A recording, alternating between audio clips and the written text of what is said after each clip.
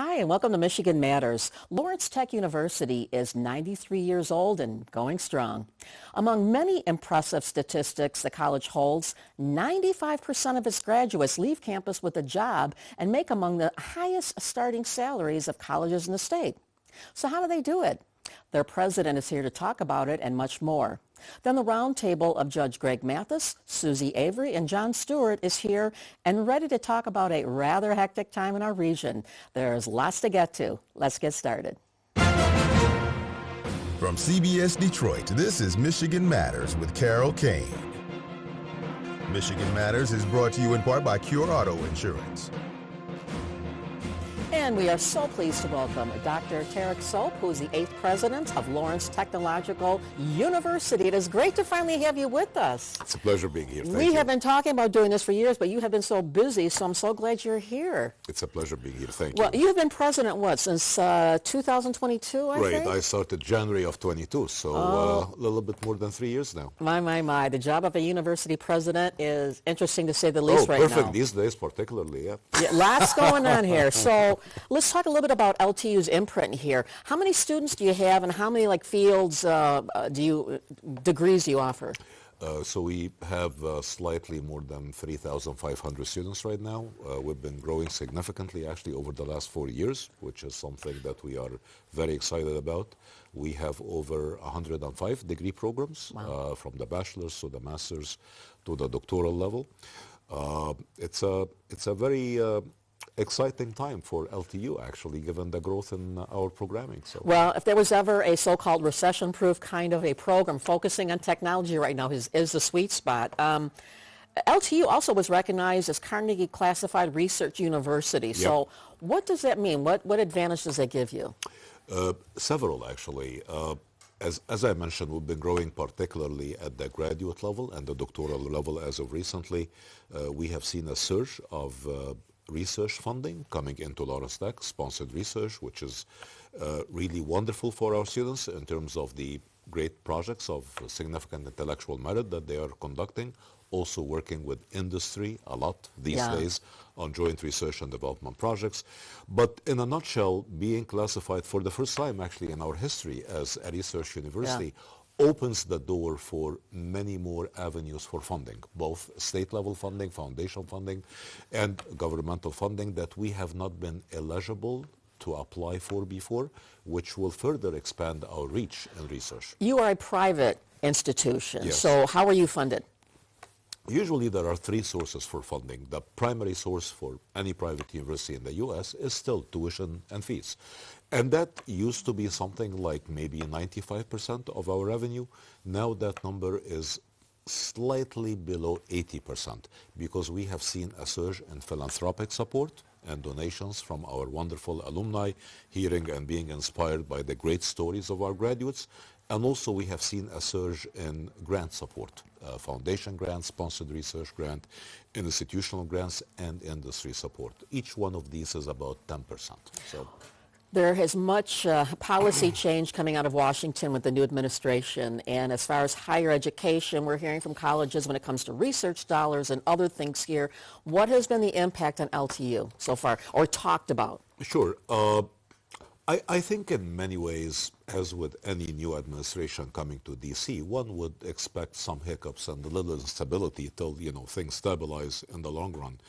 In our case at Lawrence Tech, we are a very serious university in terms of the kind of research that we do. Most of our research is very much targeted towards engineering, defense applications.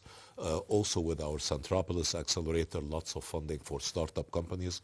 We've helped start up more than 300 companies in the last 6 years with our high-tech business accelerator.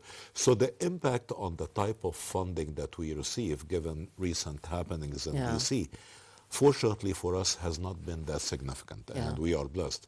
But of course, we are very watchful. We are optimistic that the type of research that we do and the kind of impact we have on the local and global economy is not going to be impacted much. But of course, we have to be watchful and be very careful. Yeah. So you over 95% of your graduates graduate with a job in hand and making big salaries. So what's the number one secret to having that happen? Our programming, we are graduating students who are specializing and are very savvy in technology within their respective disciplines.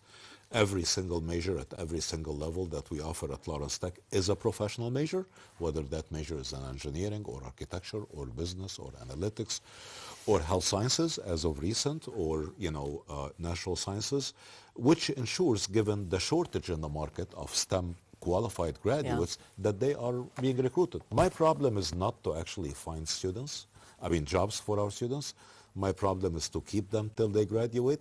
They get these full-time job offers after the first internship or after the first co-op. What a nice problem to have. I know. It's a good problem. I'm thinking here, but we're going to talk about that and the conduit catalyst nature the university serves with organizations here and companies. So keep right here. We're going to take a break. We'll be back with more Michigan Matters after this.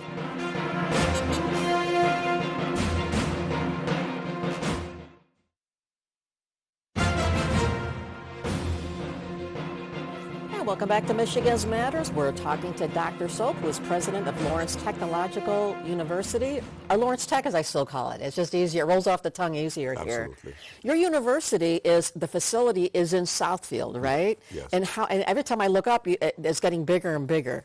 How big is it? 100 plus acres, which is a wonderful thing, in this time and day. We are, as I like to say and joke with our wonderful mayor, at the center of it all, in Lawrence Technological University. And the city has been an amazing partner for us over the years. Our work with the businesses in the city and our work to attract businesses to the city, particularly within the high-tech area, is world-class. It's an amazing example of the perfect town-gown relationship, and we're very proud of it. You also work along with companies like GM and Lear and Stellantis and Bosch, hundreds of others. And is this in having, you mentioned internships, sorts of things here? Everything. When I go and visit Lear or Salinas or any of our partners or Eaton or others, and meet, for example, with our alumni, after I joined Lawrence Tech, I expected that when I go for these alumni meetings in industry, I'll find, maybe 10, 20 alumni, meeting me working in these companies.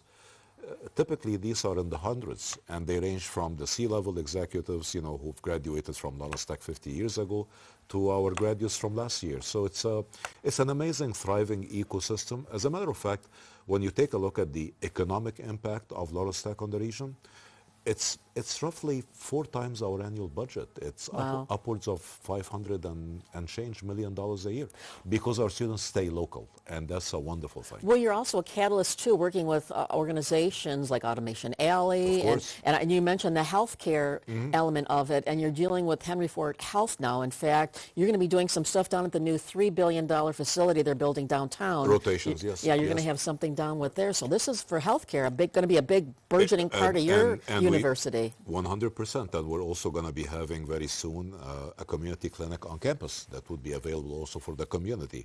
With the expansion of we just established our College of Health Sciences, which is very tech-focused actually, a couple of years ago.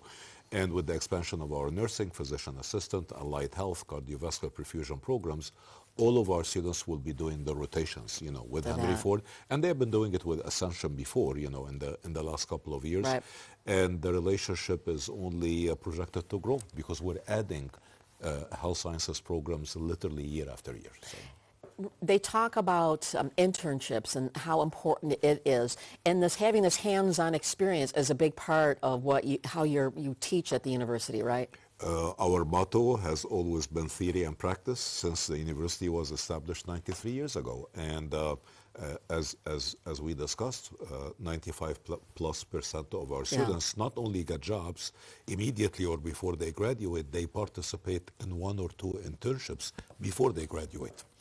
As a matter of fact, the problem is, as I mentioned, companies offer them full-time position right after the internship, which we don't encourage, So. So. You get cherry-picked off here. Sounds like an MBA teamer here or something. Anyways, so curious, with technology changing so much, you're dealing with technology, STEM-related fields here. and your training, how do you anticipate where the needs are going to be? Do you keep in touch with these companies and they're saying we're going to need more of this type of engineer or what have you? I think it works both way, and that's what I always like to talk about. Not only do we dispense knowledge that copes with the changes, the dramatic changes happening in AI and nanotechnologies and mobility and everything, but also we drive change ourselves, given our research agenda. We create projects of intellectual merits and new paradigms and new algorithms and new services through both our research and development in campus and through Lawrence Tech's Centropolis Accelerator that grows companies, that drives change and creates that change. So it works both ways. Our faculty are world-class researchers and practitioners from industry, and that really provides for a very solid curriculum that copes with this exponential change in everything we do. Let me pose a hypothetical to you. You're an engineer by training. Let's say you were just starting out. You're getting out of school and you're an engineer. What would you be pursuing right now? What would be like a path, if it wasn't academia, what would be the path you'd be looking at? I think the fields of autonomy, autonomous systems in general, the theme of mobility, autonomous mobility, health technologies and business technologies, health technologies in terms of automatic detection and recognition of CAT scans and MRIs and automatic diagnosis, robotic surgery.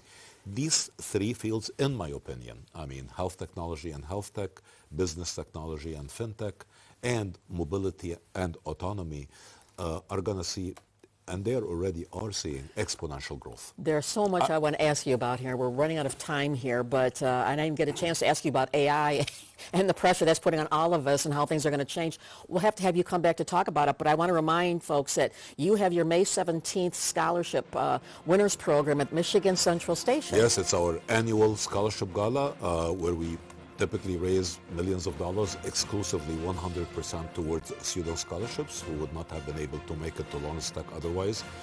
This gala changes lives. Our first time to do it was last year, and we were able to support close to 100 students from the proceeds this year. Is there a wait list to get into of applicants? Well, it's a pretty large station, so and the answer is we have amazing scholars, and this gala is going to make a difference and will enable them through the fundraising happening that night to attend Lawrence Tech, and will transform their lives, their families' lives, and their communities. You're doing some amazing stuff there at LTU, and I appreciate you stopping by finally and having time to talk about this. Congratulations on 93 years, all you're doing. We'll have you back, talk about the AI angle, which that's a whole nother talk show. Would love that. Thank you, Carol. Keep it right here. Good to see you. Keep it right here. We're back with the roundtable right after this.